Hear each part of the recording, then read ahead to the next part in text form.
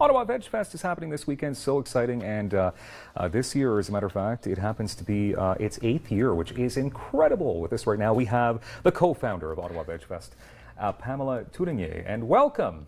Thank you very much. Wonderful to have you on Daytime. You've been on here before. I have been. You know how this works. I know how it works. And the very cool Duke Gregory, the chef at the Table Vegetarian Restaurant. How are you, Duke? Very good. Glad to be here. I'm glad you're here as well. We'll talk about what you've got over there coming up in moments. We're going to make that because I didn't know you could even make what that is. So we'll get to that in a second. It's here. Amazing. Pamela, let's go back. So 8 years. 8 years. You decided to create this. Now you're the co-founder. Yes, I'm the co-founder, no longer the organizer, but I still come and talk about it to people. I had been to a Veg Fest in Toronto, and I really loved it. I thought it was a fantastic way for people to learn about things, taste new foods in a non-judgmental environment. And I said, I'd like to have one of these. So I partnered with someone, and we just, with no event experience whatsoever, just decided to do it. Just as simple as that. Exactly, and now it's in its 8th year. We expect more than 6,000 people this year. We've had that many the last couple of years. It's turned into a really, really popular event. So do you think then, because of your festival, that you turn people around when it comes to being healthy? Turn them around. You know? I like to think so. I mean, people have said that it makes a difference for them, that they come, you know, it's not easy to make healthier choices or choices that go against the grain. So people feel like when they come to Veg Fest, they get to experience new things, they get to learn, and they feel like they're not alone anymore. So it really galvanizes them to make positive change. Okay, and that's good. Positive change is always good.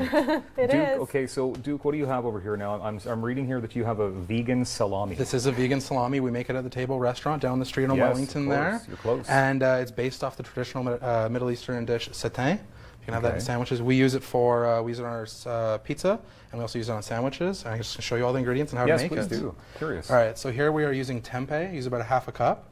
We have our spice blend of paprika, dry basil, and minced garlic. Okay. Made a sriracha ketchup here. 1 tablespoon ketchup, 2 tablespoons sriracha. Nutritional yeast that binds it together, gives you a filling.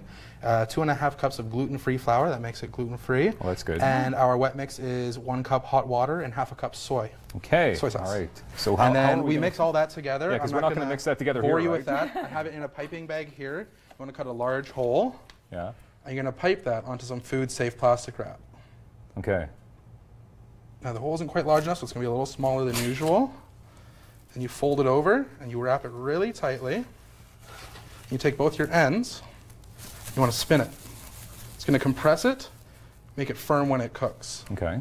Now what you're going to have ready before this is a pot of water going with hot stock. You're going to bring that down to a simmer. Before you put it in, you're going to poke some holes in there to allow some steam to escape, some of that flavor from the stock to get in. You're going to put that in the imaginary pot, and after about 1 hour, you're going to take it, cool it on ice and water, and then you're going to have this. Okay. Vegan salami. I really do want to try that, though, obviously, because I mean, slice ready for you. I've never heard of something like this before, and I'm going to go for one. Should I have eaten the whole piece in one shot, or should I have been dainty about it? Hey, dive right in. Dive right in.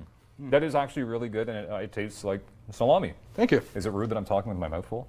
Like, you're still cool with that, right? We'll let it go.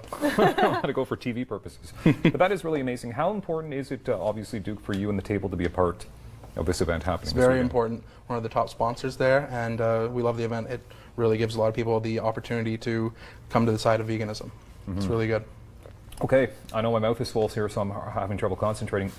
85 exhibitors? Yes. That's a lot. That's great. It is. It's grown exponentially, really, since we started. I think we had 30 our first year, and now it's gone from a 1-day event to a 2-day event. We have guest speakers, we have cooking demonstrations, we have the ultimate vegan prize, or what are we calling it? The Veg Fest prize package, which is worth $2,500. One lucky person who attends the event will win that. Wow. It's going to be amazing. There'll be food to buy, food to taste. I think you're going to be sampling. We're going to have free samples of the salami there. That's amazing. Of the salami, yeah. And the table has been with us like since day one. When I went in and I said, look, we want to do this like vegan festival. Are you in? And they said, absolutely, just tell us what you need. So they've been a huge part of this. Okay, and I need to clarify that as well, because when you think veg, you think vegetarian, right? So it's, but it's a vegan So should we call it the Veg Fest? The Veg Fest. That might not catch on as much. I think it might not. What is the difference, though, obviously, between vegetarian and a vegan, being a vegan? A vegetarian might still consume things like eggs or dairy products or honey, whereas a vegan, in its strictest sense, omits all of those ingredients. Okay. I mean, it's hard to know. Like, if you don't just say vegan, then where do you draw the line, right? Some people still think that fish is vegetarian. It's not. It's an animal.